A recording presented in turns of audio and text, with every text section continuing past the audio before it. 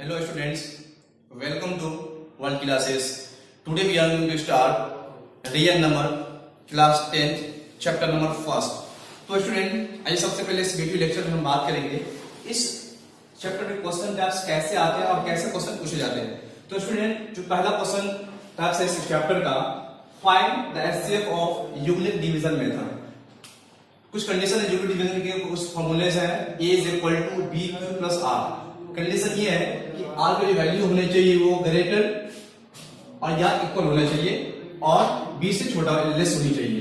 जैसे आपके पास एग्जांपल में अकॉर्डिंग दे दूं 135 और 225, ये दो नंबर होगा। आपको यूक्लिड डिवीजन से अप्लाई करके आपको एचसीएफ फाइंड करेंगे। सेकंड क्वेश्चन जो होगा, two positive integer in the form 9n plus 1 and 9n plus 8।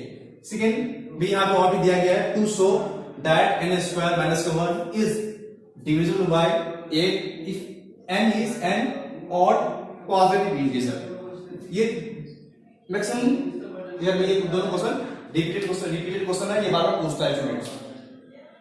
Third question जो पूछा जाता है इस चैप्टर में, verify that LCM into HCF is equal to product of two numbers। जैसे 26 और 91 ये दोनों नंबर दे रखे हैं। अब इस दोनों नंबर क्या कीजिए, पहले एलसीएम फाइंड कीजिए, फिर HCF फाइंड करिए, अब दोनों नंबर को मल्टीप्लाई करिए। अगर ये इक्वल हो गया तो ये वेरीफाई करने का फॉर्मूला है। फोर्थ क्वेश्चन में पूछा जाता है, prove that √3 √5 is an irrational number. आपको ये मैक्सिमम केस में ये पूछा जाता है, ये क्वेश्चन भी। फिफ्थ और लास्ट जो क्वेश्चन है इस चैप्टर का, check given rational number terminating and non terminating decimal expansion। आपको कोई रेशनल नंबर गिवन होगा, उसको चेक करना होगा कि कौन सा टर्मिनेटिंग है और कौन सा नॉन टर्मिनेटिंग है। सारे तो मैं वन बाय वन करके आपको एक्सप्लेन करूंगा। तो स्टूडेंट्स आइए जानते हैं कि इस रियल नंबर में कुछ इंट्रोडक्शन क्लासेस। तो पहला इंट्रोडक्शन जो होगा वो होगा रियल नंबर। तो स्टूडेंट रियल नंबर क्या होता है? रियल नंबर वे नंबर होते हैं जिसको आप नंबर लाइन पे शो कर सकते, दिखा सकते, उसको हम रियल नंबर बोलते हैं। जैसे एग्जांपल के अकॉर्डिंग दिखाया गया है 0 1 1/2 √3 -1, ये सारे नंबर को आप इजीली नंबर लाइन पे शो कर सकते हैं। तो हम इसका डेफिनेशन क्या हो सकता है, द नंबर्स रिप्रेजेंट और number line are called real number. ये हो गया 0 1 नंबर हो गया, नेचुरल नंबर हो गया, रेशनल नंबर हो गया, इरेशनल नंबर हो गया, इंटीजर हो गए। ये सारे नंबर को आप इजीली क्या कर सकते हैं, नंबर लाइन पे शो कर सकते हैं। सेकेंड जो इंट्रोडक्शन होगा ये होगा यूक्लिड्स डिवीजन लेमा। तो स्टूडेंट सबसे पहले जानते हैं कि यूक्लिड्स कौन था। जनरली यूक्लिड्स एक ग्रीक साइंटिस्ट था, उसने एचसीएफ फाइंड करने का फॉर्मूला दिया था। उसने ये कहा था अगर दो पॉजिटिव इंटीजर हो तो यूक्लिड्स जिसके लिए फॉर्मूला ये होता है, if a and b are two positive integers such that a is equal to bq plus r।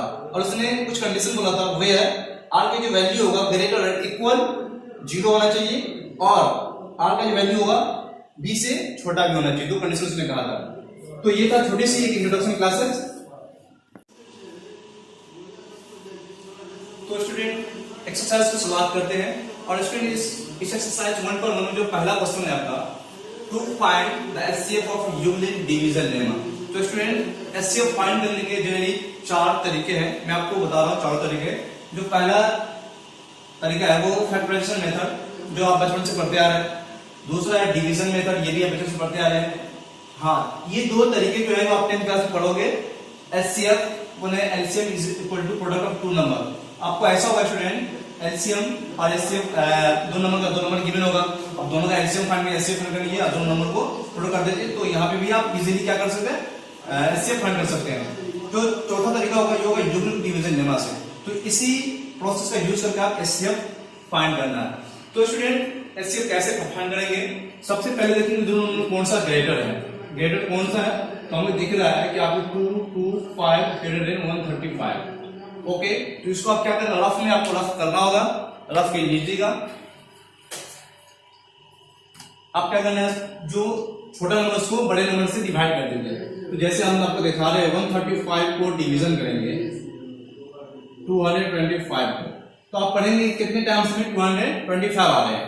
तो हमने पढ़ाई क्या आया है 1 टाइम्स में, तो इसको पढ़ो 135। अब यहाँ पे क्या करेंगे स्टूडेंट, माइनस करते हैं।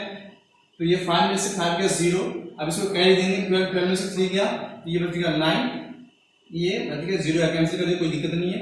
तो ये अब इसको ऐसे ही लिखना होगा स्टूडेंट। तो सबसे पहले क्या करेंगे, जो एचसीएफ फाइंड जो पहला करेगा वो सबसे पहले फॉर्मूला को अप्लाई करेंगे। अप्लाई द फॉर्मूला, तो लिख लीजिए apply the unit division lemma, units division. सबसे पहले स्टूडेंट फॉर्मूला को अप्लाई करेंगे। तो फॉर्मूला क्या है, A is equal to B Q plus R where 0 less equal और ग्रेटर, बी का वैल्यू होना चाहिए आर से छोटा होना चाहिए। तो स्टूडेंट ये है फॉर्मूला। तो आप क्या कीजिए, इसको 225 इसको इससे मल्टीप्लाई कर दीजिए, 135 मल्टीप्लाई 1 और जो रिमाइंडर बचा यहाँ पे आर की वैल्यू 90। स्टूडेंट यहाँ पे आर नॉट इक्वल टू 0, ये प्रोसेस जब तक करना हो कंटिन्यू जब तक आर का वैल्यू 0 ना आ जाए। यहाँ पे आर का वैल्यू 0 नहीं है रिमाइंडर, तो आगे ये प्रोसेस और आगे चलता रहेगा। अब क्या करेंगे स्टूडेंट, ये 90 को 135 से डिवाइड करेंगे, तो ये करेंगे तो 91 जा 90, 1 टाइम्स में 91 जा 90। आप इसको क्या करें, फिर से माइनस कर दीजिए, 5 में से 0 जाएगा तो ये कैसा आएगा 5, 30 में से 9 जाएगा तो ये हो जाएगा 4। तो अब इसको लिख दीजिए सेकेंड स्टेप में 135 is equal to 90 multiply 1 is equal to 45। तो स्टूडेंट अभी भी आर की वैल्यू 0 नहीं आया, तो यानी मतलब कि एक और स्टेप जाएगा ये। और फिर क्या करो, 45 को 90 से डिवाइड कर दो, तो 45 टू जो 90, ये 0 ये भी 0, यानी मतलब कि इवेंट क्या आएगा 0 आ गया। जब तक कि आप ये प्रोसेस करते रहना, जब तक कि आर का वैल्यू 0 रिमाइंडर का मान 0 ना आए, क्योंकि एक्चुअली यहाँ पे रिमाइंडर 0 आ गया है। तो यहाँ पे अप्लाई कीजिए, 90 is equal to 45 multiply 2 plus में 0, आर की वैल्यू क्वेश्चन क्या आ गया, यहाँ पे 0 आ गया। तो ये प्रोसेस जब तक कंटिन्यू करते हैं आर की वैल्यू 0 ना आती, यहाँ पे आर की वैल्यू 0 आ गया। तो स्टूडेंट यहाँ पे जो बी जो होगा ना, बी यही होगा, क्या होगा आपका एचसीएफ होगा। तो हेंस आप क्या लिख सकते हैं, hence HCF is equal to HCF जो नंबर है 135, 225 इज इक्वल टू 45, ये आपका हो गया फाइनल आंसर। तो ये आपको सिंपल प्रोसेस में आपको निकालना होगा। 1 बाय 1 स्टेप आपको बताया हूं मैं, 3 स्टेप करके आपको देख लेना, चेक कर लेना जरूर। क्वेश्चन नंबर 2, तो स्टूडेंट क्वेश्चन नंबर 2 क्या कहता है, so that any positive integer is of the form 62 plus 1, 62 plus 3 and 62 plus 5 where q is solution करने से पहले सबसे पहले लेट कर लीजिए, let a be any positive integer, any positive integer and b is equal to 6। Okay student, अब क्या करेंगे, सबसे पहले यूनिट डिवीजन लेमा का अप्लाई करेंगे। तो लिखो a is equal to B Q plus R, वही इसका जो कंडीशन है 0 लेस इक्वल टू, ये कंडीशन को अप्लाई करना होगा। इसका देखो स्टूडेंट आर की कितनी वैल्यू पॉसिबल, आर के लिए यहाँ पे स्टूडेंट देयर आर 0 कर सकते हैं, 1 कर सकते हैं, 2 3 4 5 तक आपको जाना होगा। तो स्टूडेंट हमें बोला है सिर्फ और पॉजिटिव इंटीजर अप्लाई करना है। तो यहाँ पे भी क्या, यहाँ पे लिखो a is equal to 6q plus r, यहाँ पे r का जो वैल्यू होगा स्टूडेंट 0 1 2 3 4 5। तो there are 6 possible cases, but हमें जो लेना है सिर्फ और सिर्फ, आपको जो लेना है सिर्फ ऑड बाय नंबर लेना। जैसे ये हो गया 1 3 5, ये सारे क्या ऑड नंबर है। तो यहाँ पे 3 केस में हम इसको स्टॉप करेंगे। तो स्टूडेंट आइए लेते हैं case number first. Case first when r is equal to 1, क्यों r की वैल्यू 0 क्यों, क्योंकि 0 इवन नंबर है, 2 भी इवन नंबर है, 4 इवन नंबर है। ये 0 1 0 2 और 4 को हमें नहीं देना है, सिर्फ ऑड नंबर को इंक्लूड करना है। तो फर्स्ट क्या है, r के वैल्यू में 0 पुट करना है। तो student r is equal to 6q plus 1, first वाले शो हो चुका है, 6q प्लस 1 शो हो चुका है स्टूडेंट। केस सेकेंड, अब पहले केस सेकेंड में when r is equal to 3, 2 क्यों लेंगे स्टूडेंट, क्योंकि 2 इवन नंबर है, उससे r की वैल्यू हम 3 अप्लाई करेंगे। तो ये क्या हो जाएगा, a is equal to 6q plus 3।